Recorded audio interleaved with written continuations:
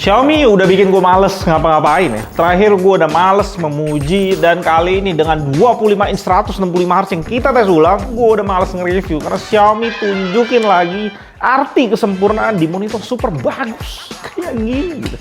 Pertanyaan kita semua, gimana caranya Xiaomi selalu bikin monitor super bagus tapi harganya tetap murah? Sebelum itu, gue bahas dulu sponsor kita. Micropack MP752W. Mouse wireless yang cocok buat penggunaan sehari-hari. Pakainya wireless dongle, jadi nggak usah pusing-pusing connect via Bluetooth. Tinggal plug and play aja. Udah dapat 2 dongle, satu USB A dan USB C. Jadi kalian bisa pilih sesuai kebutuhan kalian. Check out ya, linknya di deskripsi.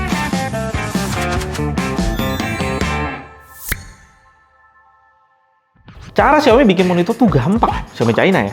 Pilih yang terbaik dari pasaran, perbaiki kekurangannya, dan murahin harganya. Kelar, bos.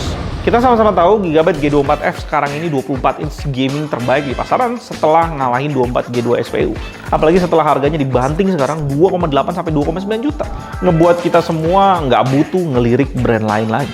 Tapi kita tahu kalau Gigabyte itu pun masih ada kekurangan. Ergo stand-nya nggak full, cuma ada tilt dan head adjustment aja. Kontras masih di bawah standar sedikit, dan brightness juga masih bisa di-push. Di sanalah Xiaomi masuk dan sempurnain kekurangan Gigabyte. Ergo stand-nya udah full, dan karena kita lagi ngomongin Xiaomi, ini ergo stand termulus dari semua monitor yang pernah gue tes. Kontrasnya di push tinggi 1200 meninggalkan Gigabyte, dan brightness jauh meninggalkan Gigabyte yang ngebuat Xiaomi ini jadi lebih versatile penggunaannya. Kekurangan Gigabyte udah dibenerin dan dimaksimalin sama Xiaomi, tapi masih di push lebih jauh lagi. Dan sebenarnya gue udah bener-bener capek muji Xiaomi kayak gini karena gue udah ngomong ini berulang-ulang. Desainnya super cakep, clean dan premium, bahan kaki dan stand ini langsung metal. Jadi lu pegang stand ini dingin di ruangan AC, langsung lu tahu kalau ini material kelas atas. Pembuangan panasnya jenius, muterin face-nya, logo Mi-nya cakep di atasnya, portnya udah ngadep ke bawah, ideal buat pakai bracket. Penutup port magnet yang mewah nggak bisa lu temuin di brand apapun di market, dan cuma Xiaomi yang kayak gini. Dan tidak ada logo apapun di depan monitornya, karena Xiaomi nggak maksa lu untuk promoin monitornya pas lu pamer setup di medsos.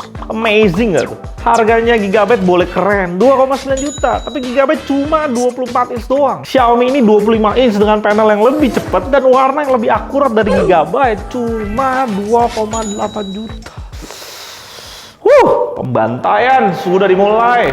Panelnya pun Face IPS yang kalau gue lihat secara best response time ada di preset normal, karena preset setelahnya overshoot udah parah. Dan best response time-nya langsung kalahin Gigabyte tanpa ada overshoot. Di FPS lebih rendah juga stabil panelnya, dan kembali secara average 3 monitor Xiaomi memegang chart paling cepat panelnya. Dan tetap monitor satu ini kalahin Gigabyte G24.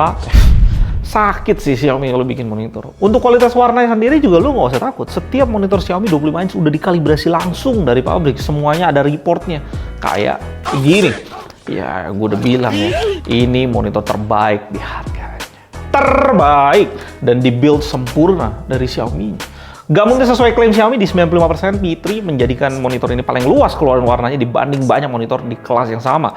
Putih keluarannya, wow, CCT agak miss dikit di 7100, tapi gamanya rapi, langsung akurasi putihnya jadi yang paling akurat. Langsung saturasi dan akurasi P3-nya akurat di 6, masih mengalahkan Gigabyte. Seperti biasa, saturasi dan akurasi sRGB-nya akan oversaturated di sRGB, tapi karena ini monitor terbaik, preset sRGB-nya bekerja sangat baik, langsung ngelimit P3-nya yang luas supaya bisa 100% sRGB, dan akurasinya sangat akurat di 5. Kualitasnya mepetin Gigabyte, dan ini udah sangat akurat. Setelah full kalibrasi bisa kita maksimalin ke 1, super akurat.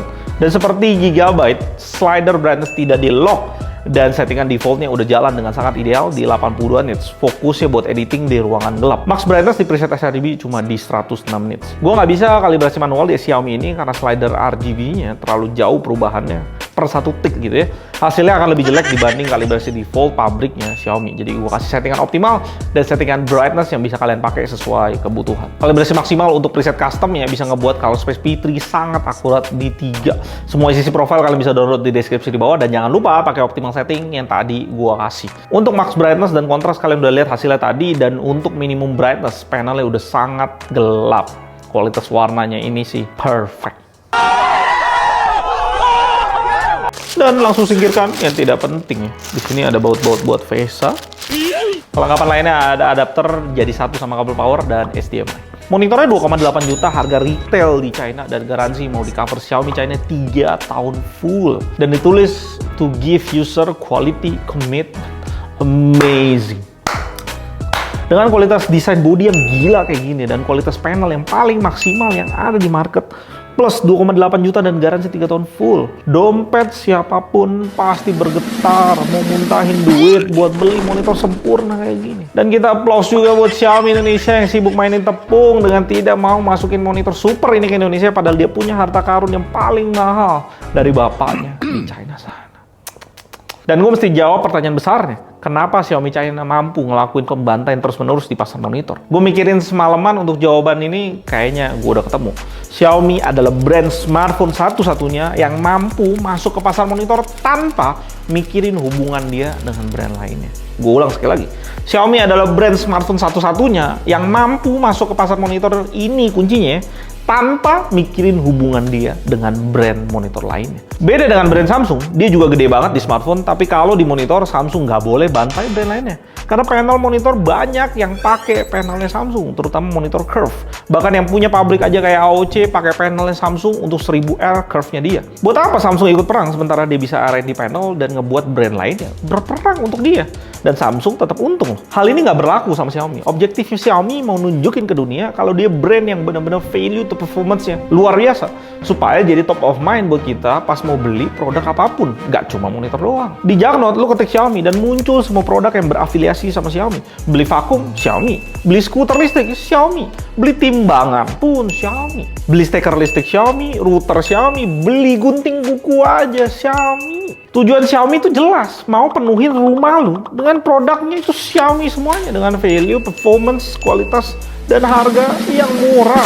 Dan buat Xiaomi gampang banget dapetin value to performance yang gila dengan harga yang murah, dengan manfaatin privilege yang dia punya, yaitu produk smartphone-nya dia produksi itu dalam jumlah yang bener-bener super duper banyak. 3 bulan berjalan di 2022 aja dia udah jual 38,5 juta smartphone sedunia. Berarti dia produksi kira-kira 40-50 juta smartphone berikut dengan stok yang masih ada di toko. Dan gue tanya sekarang, dengan kuantiti segila itu, pabrik mana yang nggak jadiin Xiaomi anak emasnya? Kita ambil contoh pabrik panel aja. Dia pakai panel puluhan juta unit per 3 bulan loh. Itu pabrik panel smartphone, sudah pasti punya kenalan pabrik panel monitor. Atau mungkin satu perusahaan gitu. Dan udah pasti kalau itu pabrik panel monitor, pastilah telepon Xiaomi yang paling pertama untuk nawarin panel kalau dia lagi dapat panel murah. Bos, ada panel 22 inch VA murah, mau nggak? Bos, ada panel 27 inch QHD 165 Hz murah nih, mau nggak? Bos, ada panel 24 inch 240 Hz IPS murah nih, mau nggak nih? Dan lu sadar nggak kenapa 4K-nya Xiaomi USB-C semua? Ya sama jawabannya, hampir 40 juta smartphone per 3 bulan Xiaomi produksi smartphone pakai USB-C. Bos yang pegang lisensi USB-C juga cari Xiaomi kali untuk pasang USB-C di monitor. Dan bahkan gue rasa Samsung pun cari Xiaomi untuk bikin 34 inch monitor killernya Xiaomi itu. Karena itu pun pakai panelnya Samsung. Dengan privilege kayak gitu, brand monitor mana yang mampu lawan Xiaomi? Brand Taiwan yang jago di komponen PC dan laptopnya kayak Asus, Gigabyte, MSI. Produksinya nggak bakal segila smartphone Xiaomi. Lenovo, HP, atau Dell, brand yang jago di enterprise. No. Kebantai dengan kuantiti smartphone Xiaomi. AOC atau Philips yang punya pabrik rakit monitor di China dan tetap punya afiliasi sama brand lainnya, terbantai dengan kuantiti smartphone Xiaomi. Dari sisi jumlah produksi Xiaomi yang masif gila-gilaan aja di smartphone, nggak ada brand yang sekarang ini di monitor mampu saingin Xiaomi. Dan dari semua itu kita bisa belajar dari Xiaomi China. Gunakan privilege lu dengan sebaik mungkin. Disiplin, kerja keras, tahu posisi diri sendiri, tahu kekurangan para pesaing, terus belajar, fokus kepada kepuasan market, dan kasih servis kelas atas. Xiaomi langsung meratakan persaingan monitor. Seperti monitor ini, kalau harganya benar-benar resmi di 2,8 juta kayak di China dan garansi full 3 tahun. Tipe yang satu ini langsung meratakan brand apapun yang jualan monitor di Indonesia. Sekali lagi gue bilang, rata. Di sisi lain, di Xiaomi Indonesia kita juga belajar seberapapun kayanya bapak kita, kalau kita males-malesan, berbanyak alasan, nggak mau berjuang, dan nggak mikir masa depan, kita cuma akan jadi bahan tertawaan khalayak. Beberapa waktu ini gue ada ngobrol sama beberapa distributor barang IT resmi di Indonesia yang super gede. Mereka udah lama tertarik untuk masukin Xiaomi monitor resmi ke Indonesia, tapi pas tanya Xiaomi Indonesianya, Mereka memang cuek sama monitor dan nggak ada feedback positifnya gitu. Itu info yang gue dapat dari para distributor itu ya. Distributor itu juga lagi cari cara jalur resmi langsung ke Xiaomi China-nya. Nanti kalau ada update, gue kabarin kalian langsung. Tenang aja. Dan kalau kalian mau support gue, bisa belanja pakai link di deskripsi di bawah. Gue link di GTX. Sampai jumpa dan tetap